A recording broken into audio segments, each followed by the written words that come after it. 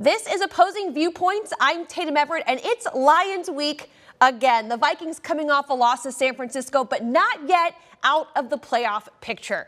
Now we bring in Vikings team reporter Eric Smith, and it felt like the Vikings took 2 steps forward, but 1 step back with that loss, Eric. Yeah, it was definitely a missed opportunity. Being 5-5, having a chance to get above 500.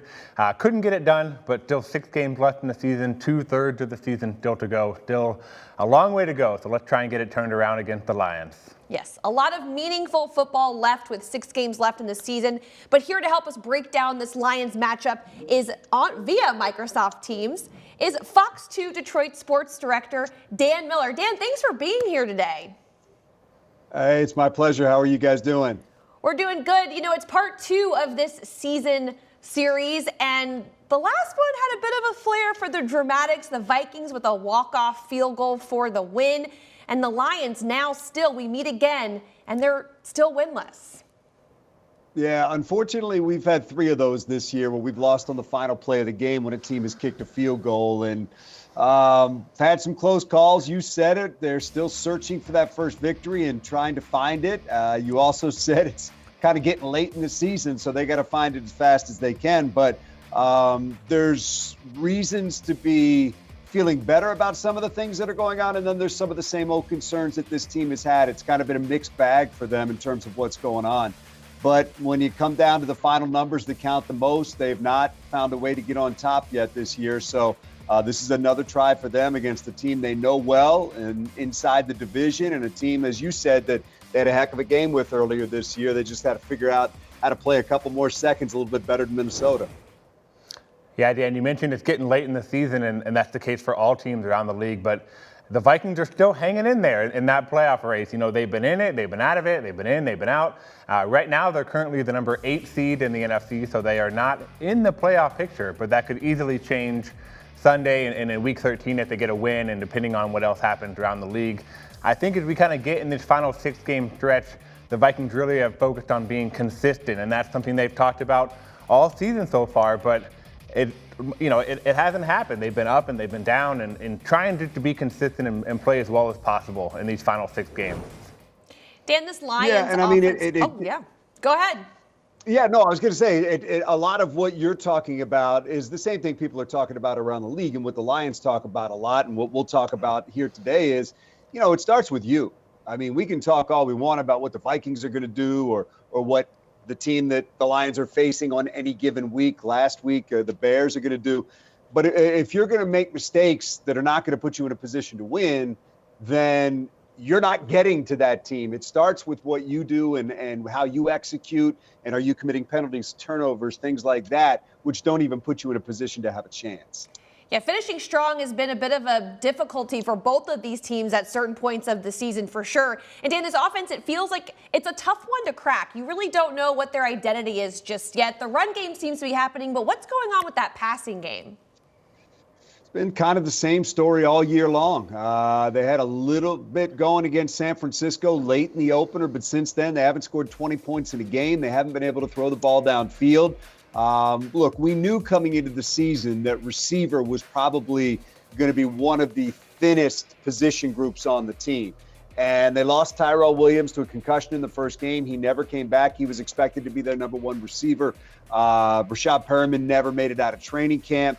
And Quintez Cephas started to come on. He was a rookie last year. They had high hopes for him. He got hurt out for the year as well. So, you took a position that you already had concerns about, and you lopped off the guys that you anticipated would be your top 3. Then you got some real concerns, and beyond concerns, you got a lack of production there.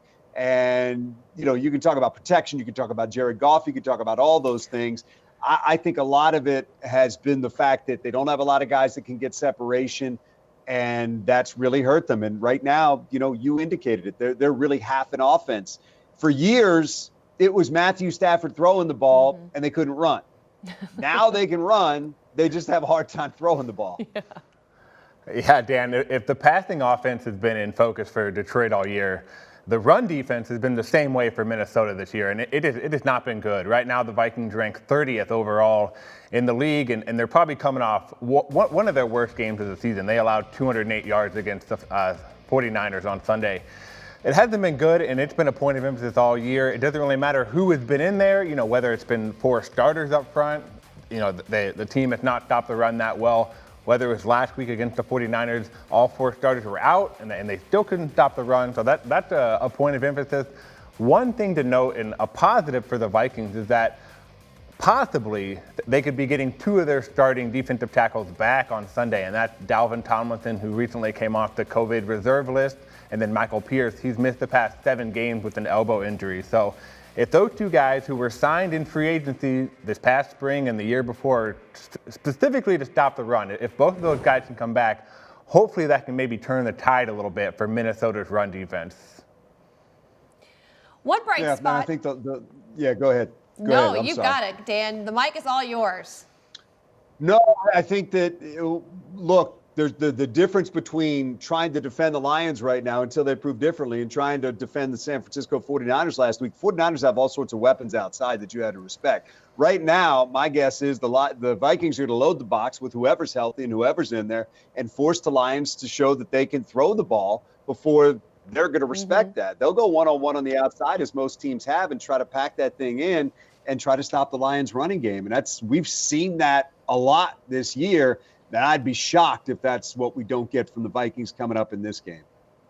Well, one bright spot, though, about this Lions team is their improved defense. And it's really the thing that's kept them in these close contests. So what's really turned the page for that unit? I think they've played better against the run, and they've got some guys that have kind of come around in the secondary a little bit. Again, they've been beat up in the secondary, but they've got some young players. They're playing a lot of undrafted free agents out there that are figuring things out. Jerry Jacobs is a guy that's really come along for them at cornerback.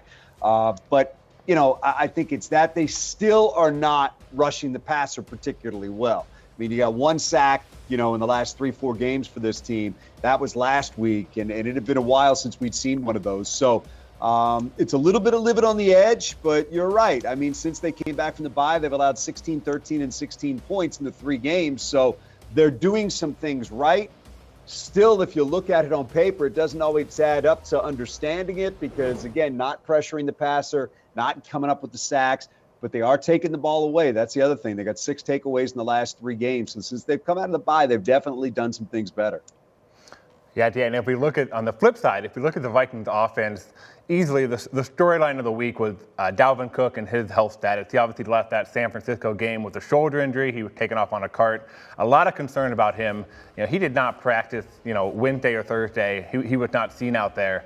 And it's pretty unlikely that he's going to play. I know Mike Zimmer said he's day by day, but we'll have to see what his status is. If he cannot go, then it will be Alexander Mattison who will step into the starting role. And he actually started earlier this year against the Lions and ran for a career-high 113 yards. So the Vikings have a lot of faith in Mattison. He's played well when he's been in there in place of Dalvin.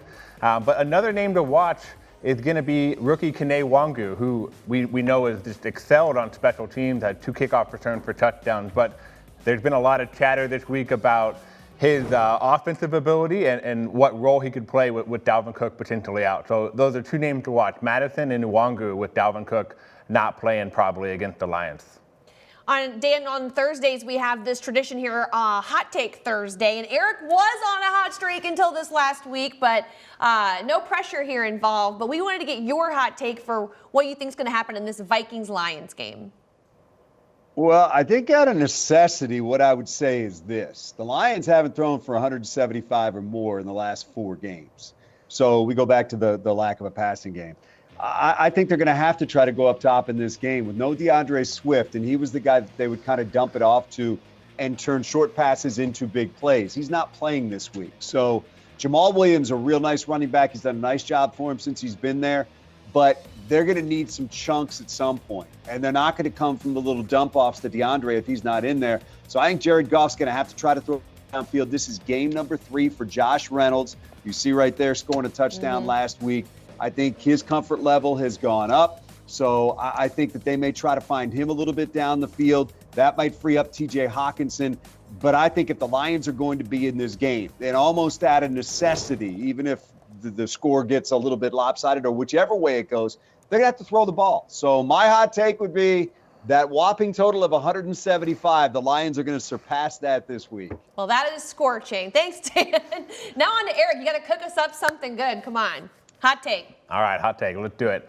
My hot take is that Kirk Cousins is going to continue his dominance against Detroit. And if it was up to Kirk, he'd probably try to get the Lions every week on the schedule just with how well he's played against them, especially since he became a starter here with the Vikings. He is a perfect 7-0 against Detroit as a starter for the Vikings. And he has a 17-2 touchdown to interception ratio against the Lions. But he has been even better in Detroit, which obviously where the Vikings are going on Sunday. He has a 10-0 interception ratio all time as a Viking starter in Detroit. So I think Kirk stays perfect, no turnovers. I think the Vikings win, and I think number 8 will be a big part of that. All right, well, finally, Dan, the Lions head coach Dan Campbell all week has been saying their goal for the rest of these 6 games is to play the spoiler. So I want you to finish this sentence. The Lions win if. They stop beating themselves. It really goes back to what we talked about at the top of the call, penalties. I mean, twice last week against the Bears, they had offensive series where they had 3 consecutive penalties that just ends any chance of a drive. They're not built to overcome a penalty, much less 3 penalties at this point with the lack of a passing game and explosive offense. So, look, they've got to knock off the penalties. They've got to be able to execute. You had a double timeout late in the game because guys couldn't get lined up correctly coming out of a timeout. So, look, before we talk about, Madison, who's already started against the Lions a couple times, has over 200 yards in his last 2 starts against Detroit, or, the great players that they have outside, Thielen, Jefferson, anybody, it starts with Detroit, and it starts with them just handling their business and not putting themselves in a bad position before the Vikings even attempt to do it. So the Lions can win if you look down and you see fewer penalties than they've had recently, fewer turnovers than they've had recently, and something you can't find in a box score, just mental errors. No, that was good. All right, Eric, the Vikings win if. Yeah, I'm going to be a little bit similar to Dan. Penalties and, red zone, third downs, all those are critical. But the Vikings will win if they can get the lead and then keep it, which they have not done for most of the season. They are the only team in the NFL this year to lead every single game by at least 7 points. You'd think that would mean more than 5 wins on the season, but here we are going into week 13, only a 5-6 record. So we talked last week on the show about the defense in the final 2 minutes of the first half. That was an issue again against the 49ers. If they can limit that'll probably help lead to a victory. But if they get a lead, they have to keep it. They can't keep playing these close games because we've seen it's just too much of a variance, and you're not going to win all those games that are 8 points or less. But if you get a lead and keep it, then by the fourth quarter, you don't have to worry about only being up 3, only being up 7 with 5 minutes left. So let's get the lead, which we've done, but let's keep it and let's kind of take a little bit of pressure off ourselves and get back to 500 and kind of get back in that playoff race. Yeah, I'm not quite sure if either teams can really handle any more of these close games, close wins, close losses. It has just been brutal this season. But thank you so much to Fox 2 Detroit Sports Director Dan Miller for joining us here on Opposing Viewpoints. That was a lot of fun, Dan. Thanks for being here. Guys, thanks for having me. I appreciate it. And we look forward to seeing you guys on Sunday. That's right. Sunday at noon, Lions and Vikings. A big thanks to Vikings team reporter Eric Smith for being here as well. We'll see you on Opposing Viewpoints next week.